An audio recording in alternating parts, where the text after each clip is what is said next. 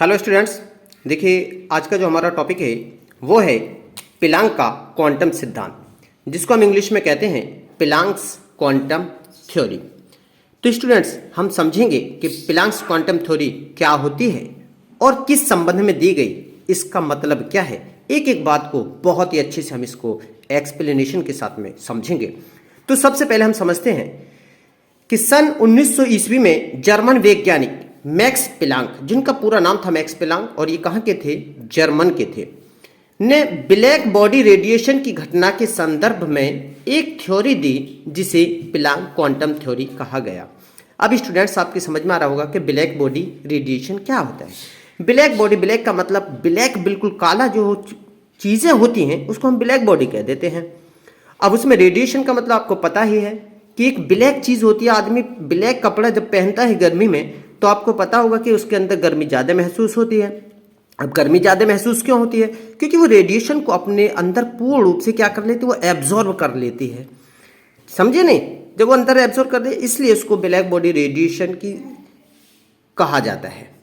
अब black body radiation को क्या कहा? अगर प्लैंक क्वांटम की बात करें, जो प्लैंक ने जो थ्योरी दी वो क्या है, क्वांटम थ्योरी दी। अब जो प्लैंक ने क्वांटम थ्योरी दी भैया, वो दी थी मतलब क्वांटाइजेशन ऑफ एनर्जी। अगर हम ब्लैक बॉडी रेडिएशन की बात करें तो कह सकते हैं क्वांटम के शब्दों में कि क्वांटाइजेशन ऑफ एनर्जी। अब क्वांटाइजेशन ऑफ एनर्जी क्या होती है? तो देखिए भैया, इसको अगर हम समझने की कोशिश करें तो कह सकते हैं मतलब integral multiple of specific value, मतलब integral multiple of specific value. इसका मतलब क्या होगा, इसको देखिए ऐसे समझ सकते हैं हम कि भैया 100 रुपये के 100 के मेरे पास 50 नोट है। कितने हैं? 50 नोट हैं 100 रुपीज़ के। अब मुझसे क्या है, कोई भैया मुझसे मांगता है, कहता है कि एक 100 का नोट दे दो, तो मैं एक उसको 100 का नोट दे देता हूँ। उसके कुछ देर बाद वो फिर कहता है भैया ऐसा है, मुझे आप 3 नोट दे दो, तो मैं उसको 3 नोट दे देता हूँ। 100 के मतलब 300 रुपये उसको दे देता हूँ। समझ गए नहीं? उसके बाद वो फिर कहता है कि भैया ऐसा है, आप मुझे 8.5 नोट दे दो। कितने? 8.5 नोट दे दो।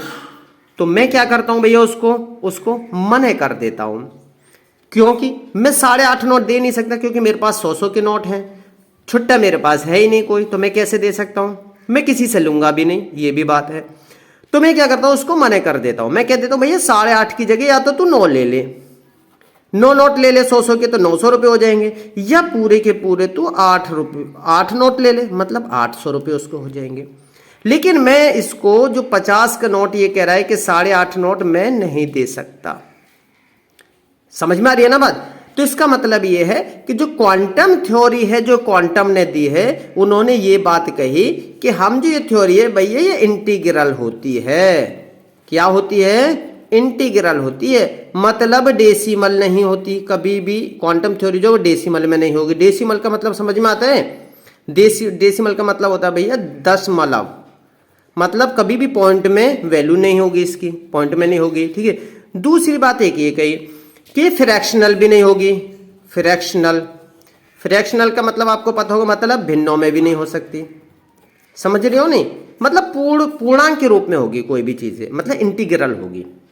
तो इसीलिए तो मैं उसको 100 के नोट तो दे सकता हूँ, ठीक है, 50 का नहीं दे सकता खोले हुए, समझे, छुट्टे पॉइंट में नहीं दे सकता।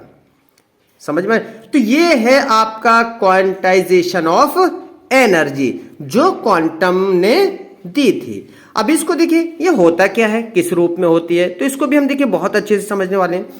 तो देखिए, इसमें एक बात कही गई थी, इन्होंने ये कहा था कि जो वेव होती हैं, सबसे पहले कौन सी थ्योरी आई थी हमारे पास? आई थी वेव थ्योरी। अब वेव थ्योरी क्या मतलब? इन्होंने कहा कि वेव जो होती हैं कुछ इस रूप में चलती हैं नहीं, जो तरंगे होती हैं इस रूप में चलती हैं, ये जिसको क्या कहा गया? Wave theory. समझते रहना बात के लिए, एक एक पॉइंट को बहुत अच्छे से हम समझने वाले हैं। इसको कहा वेव थ्योरी, मतलब तरंग सिद्धांत।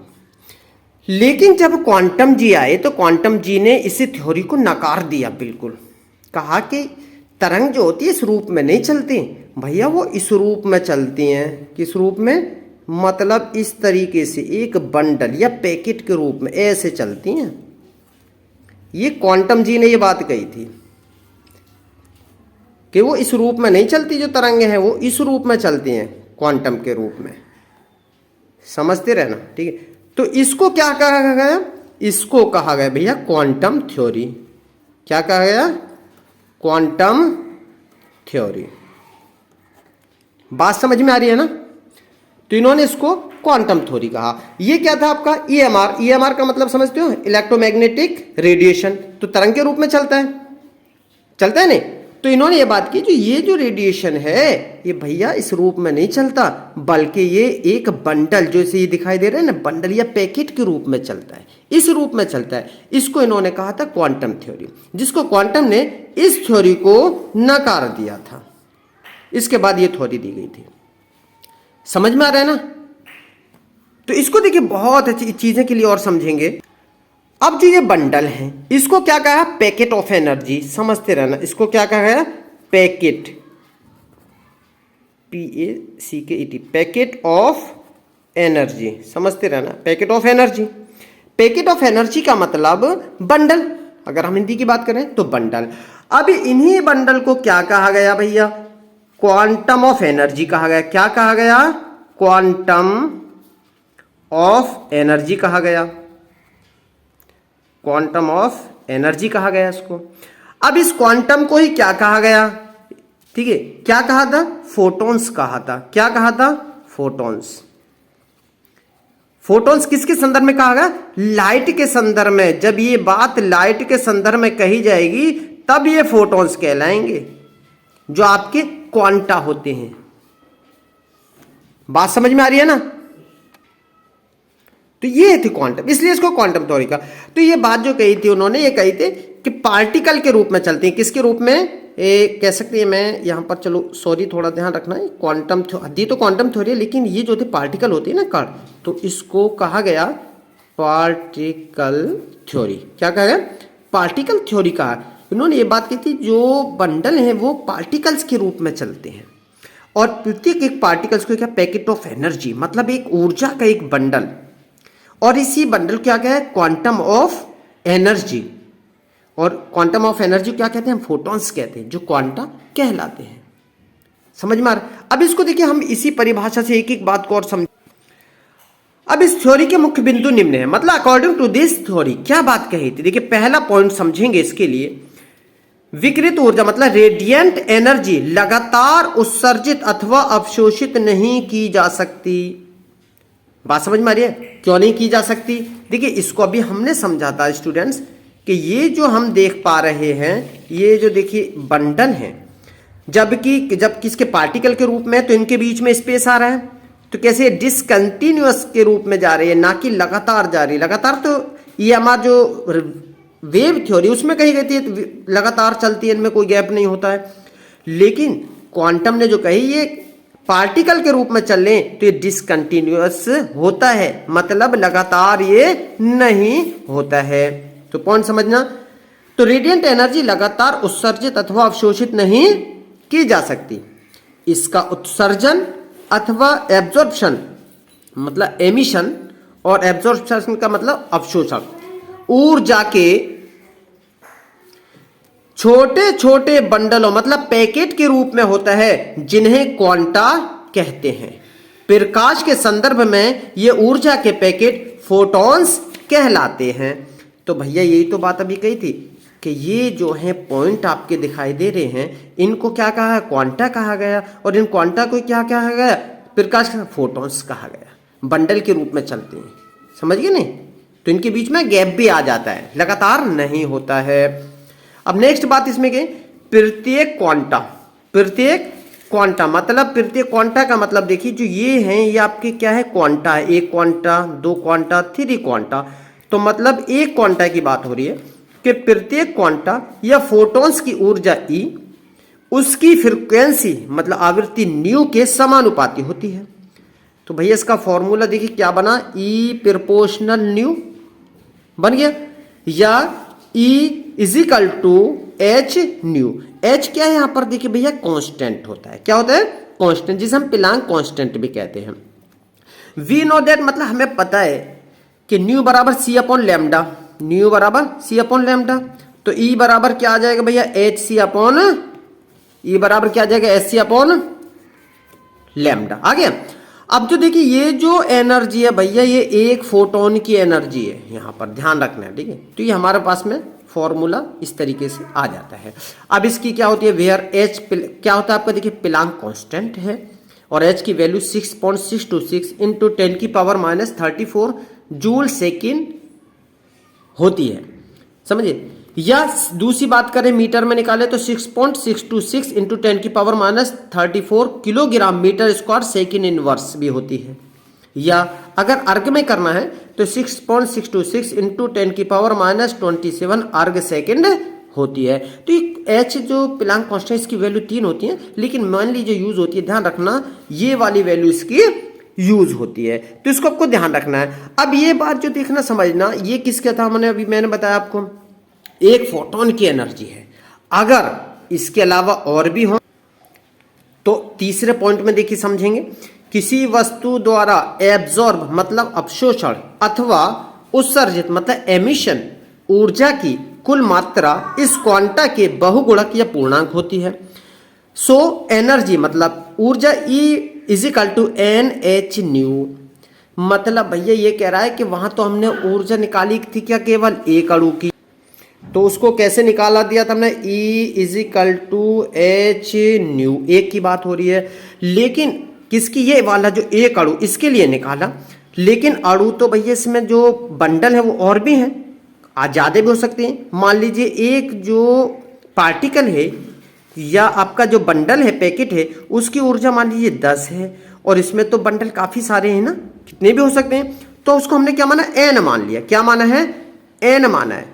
तो इसको क्या करेंगे हम एन के अकॉर्डिंग क्या कर देंगे E is equal to n h nu, यही तो बन जाएगा। अब n का मतलब है n के बराबर देखिए आपका 10 भी हो सकता है, 5 भी हो सकता है, 6 भी हो सकता है। सपोज करिए पहला जो आपका बंडल है, ठीक है पैकेट है, उसकी अगर एनर्जी मालूम है 10 किलोग्राम जूल XYZ कुछ मान, और ये 10 की निकालनी है तो कितना हो जाएगा 100 हो जाएगा, यही तो आएगी ना, इसका मल्टीप्लाई कर देंगे। तो एक से अधिक अगर बंडल के लिया जाए तो उसको क्या कर देंगे हम E is equal to n h lambda. तो स्टूडेंट्स ये हमारा इस तरीके से NH न्यू से हम इसको निकाल सकते हैं, ठीक है। अब लिस्ट में क्या है, इस प्रकार प्लैंक ने एनर्जी ऑफ रेडिएशन तथा फ्रीक्वेंसी या वेवलेंथ के मध्य संबंध स्थापित किया, जिससे स्पष्ट है कि फोटॉन्स की वेवलेंथ के साथ साथ एनर्जी कम होती जाती है।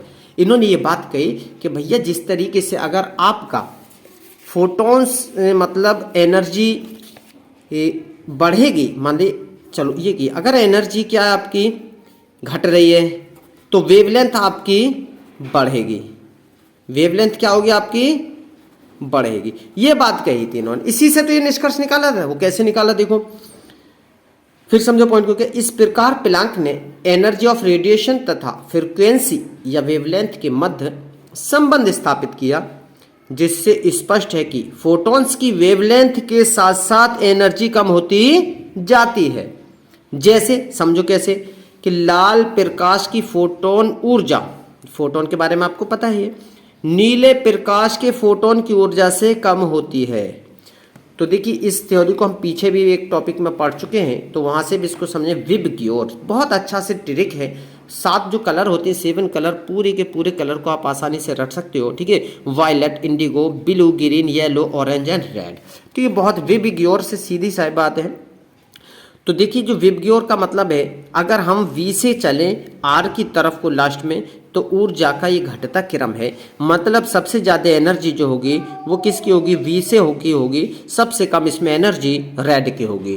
वहीं अगर हम वेवलेंथ की बात करें तो वेवलेंथ देखिए जो आपका V है सबसे कम होगी, और R की जो वेवलेंथ है मतलब लैम्डा का ये बढ़ता क्रम है, तो सबसे ज़्यादा किसकी होगी, R की होगी। बात समझ में आ रही है ना। तो देखिए ये थ्योरी थी प्लैंक्स क्वांटम की, जिन्होंने ये बात कही थी। स्टूडेंट्स अगर वीडियो अच्छा लग रहा है तो प्लीज़ लाइक करें, और अभी तक चैनल सब्सक्राइब नहीं किया तो सब्सक्राइब कर लें, क्योंकि मैं आपको करा रहा हूँ कंप्लीट प्रोवाइड नोट्स, जो आप घर बैठे बिना कोचिंग बिना फीस के तैयारी कर सकते हैं और अच्छे से पढ़ भी सकते हैं और मन है नीट IIT जैसी तैयारी का, तो इन कंसेप्ट को आप पहले क्लियर किए बहुत अच्छे से, उसके बाद आराम से तैयारी किए तो आप निश्चित ही सफलता पा सकते हैं। Okay, thank you.